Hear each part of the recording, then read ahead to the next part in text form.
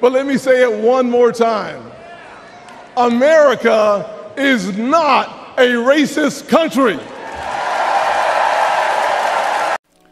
I was on X and I came across a very interesting post about something that was going on in the city of Nashville. It was happening in downtown Nashville.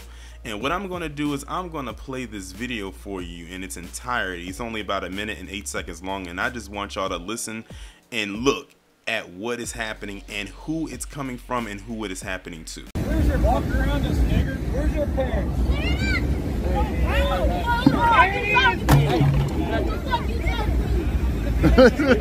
Little nigger.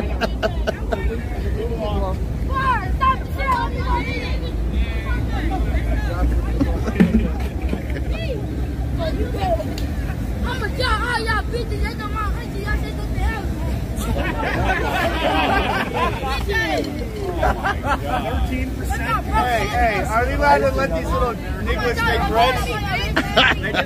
The nigglets are making threats. Can you arrest the nigglets? Please arrest the nigglets. Well, they have to. Hey, stop making threats. They have to accompany the nigglets through town. Everybody. Future engineers. Future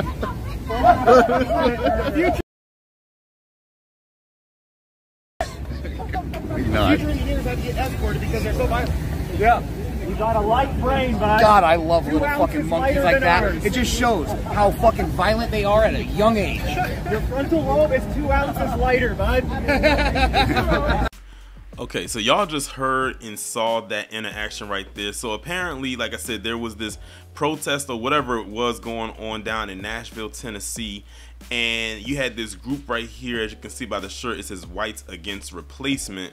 And I'm gonna actually go into the person who's actually wearing this shirt, because the person who's wearing this shirt has a very interesting past themselves. But before I get into all of that, they had this thing right here, and you had these little black boys. It looked like they had crates and buckets. I'm not sure exactly what they were doing with them, but they were just minding their business, and they were walking across the street, and all of a sudden they just got hit with all of these slurs from all of these so-called grown white men, these grown PC men, calling them everything out of their name, calling them the N-word. One of them called them a niglet. If y'all know that, the first time I ever heard that one was from the movie Tales from the Hood. So I wonder if they watched that movie. One of them even called them the other F word. If you heard it towards the end, they referred to that. He basically chanted it towards them. But the little boys, they had some heart there. They was cussing them right back. Like, they was going right back at them. This is also showing to you what I've been telling you about the soft target being black women, elderly black men and women, and black children. In this case, it was black children, specifically black boys. We know for a fact they would not have done this to grown black men. I'm actually glad the little boys didn't try to charge at them, because even though they had heart to come at them verbally the way that they did, strength level, they probably would not have been able to take them. But they had some heart to actually come back at them and not be scared and walk with their heads down, even though that's probably what these men would prefer them to have done, because that's the imagery that they like to see young black males have anyway, walking with their heads down and all this, that, and the third. They started saying there's the 13%, talking about the frontal lobe, you know, talking about having a low IQ. I mean, they literally, you know what, I'm actually shocked. They went outside. Like KG says that they don't usually go outside. They actually went outside. They actually got their ass offline and went outside. But they were still like in their little echo chamber where it was just them congregating. It's just that they happened to see these black boys. They weren't there going to them to try to antagonize them. It just, the boy just happened to be there because all they were doing was walking across the street. And if you look at the video, the obvious, the cops didn't do anything. All they did was pretty much escort the boys away from them. It could be looked at two ways. One, the police was giving them protection, or two, the police was protecting the boys from them. That's the only two ways you can really look at it. I'll let the people decide however they want to interpret that whole situation. But at the end of the day, you heard exactly what they said. And this is the quote-unquote MAGA crowd right here. This is the quote-unquote MAGA crowd right here. Just throwing that out there. But then again, some of them may not even be on the political spectrum, but that's just who they are. But we know what spectrum they are on, and that's the Dub S one. So what I'm gonna go ahead and do is I'm gonna now read the article that is attached to this. As a matter of fact, I think the video is like separate from it, but the article definitely is gonna detail who this group is and why they were there in Nashville. So the article is coming from a website called WPLN News. It's a local Nashville news station, and it was posted on July 14, 2024. It says, for the second weekend in a row, so that's telling you right there that they was there for 2 weeks. 2 weeks. Now this was posted on July 14th, which was right before what happened with 45. A white supremacist group carrying Nazi flags took to the streets of downtown Nashville. The group, called the Goyim Defense League, is described by the Anti-Defamation League as a loose network of anti-Semites and white supremacists who are best known for their anti-Semitic stunts and schemes to troll or otherwise harass Jewish people. Now, if you notice in this video, they were harassing these black kids. That was their target right there. Standing at the corner of Lower Broadway and 3rd Avenue, the group of about 20 men wore shirts that said "Whites Against Replacement" and handed out flyers that say diversity means fewer white people, inclusion means exclusion of white people, equity means stealing from white people. They chanted "Sieg Heil" and did the Nazi salute. 2 men were arrested after a related altercation Sunday night. One was Ryan Scott McCann of Ontario, Canada, who was charged with felony aggravated assault for beating a local bartender with a Nazi flag. Now, peep that. This person came all the way from Ontario, Canada, to go down to Tennessee, in a country that is not Canada, because last time we checked, the geographics tell us that Nashville, Tennessee is in the country of the United States, not Canada. So this person literally traveled just to espouse their hatred for various groups that are considered to be non-white. Notice I said considered to be. According to the MNPD, McCann is part of the neo-Nazi group and was seen hitting bartender Diego Buck in the face and ribs with the flagpole. Buck was also arrested for misdemeanor charges. Chief John Drake condemned the hate being spread by the group. Last weekend, members of the white supremacist group Patriot Front marched downtown carrying Confederate flags and also chanting. Tennessee Governor Bill Lee joined Democratic officials in condemning the demonstrations last week. I think we've seen anti-Semitism rise up all across the country. Unfortunately and sadly, the governor said Monday we should stand against it every time in every place.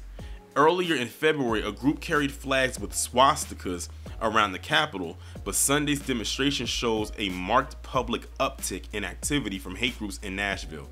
As of 2021, there were 28 active hate groups in the state of Tennessee alone, according to the Southern Poverty Law Center. I'm not surprised by that at all. You want to know what I find funny?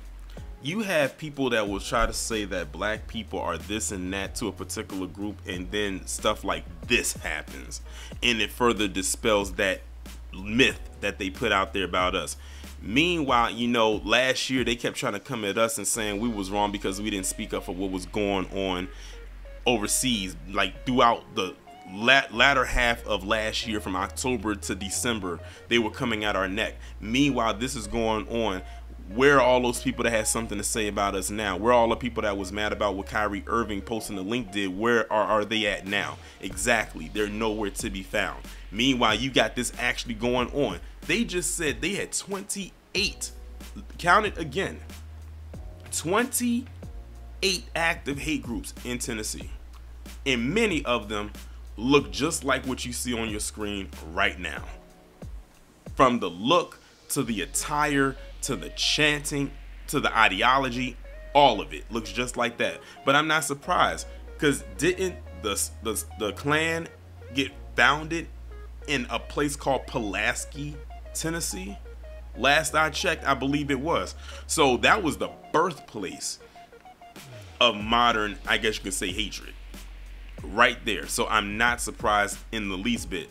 And speaking of Nashville, I wonder what Candace got to say about this, considering she lives down there. Of course, that is a rhetorical question, because I know she ain't gonna say a damn thing. She probably gonna pretend like this didn't even happen, or meanwhile she's probably trying to sell that Standis, or on somewhere on TikTok talking about Adidas.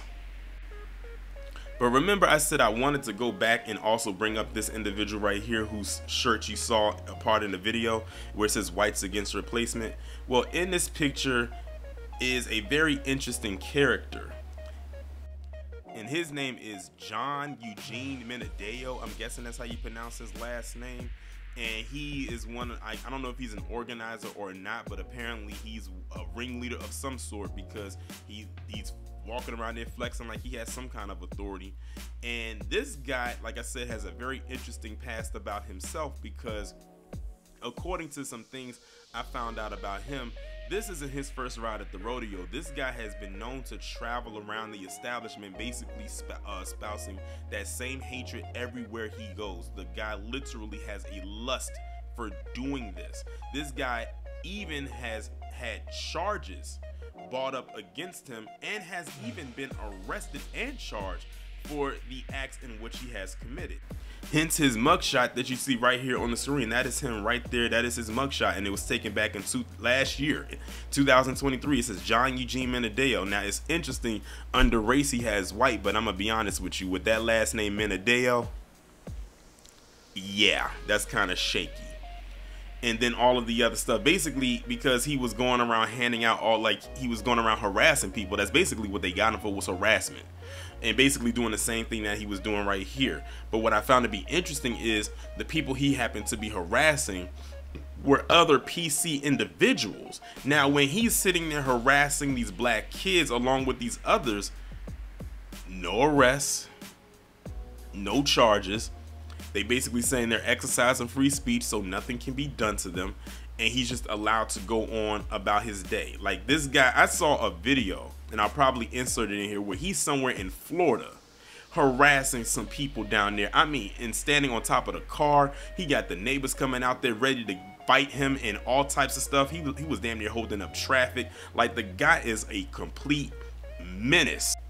So as you can see right here in this video that I inserted, I muted it, but you can see it right there. That's him right there. That's the same exact guy. Look at him, what he's doing right there. He's literally going around harassing people, like literally walking up to people's cars as they're trying to go about their day with a bullhorn, talking about, well, yelling out Nazi type rhetoric to these individuals. I'm surprised some of them didn't get out their car and ram that bullhorn down his throat.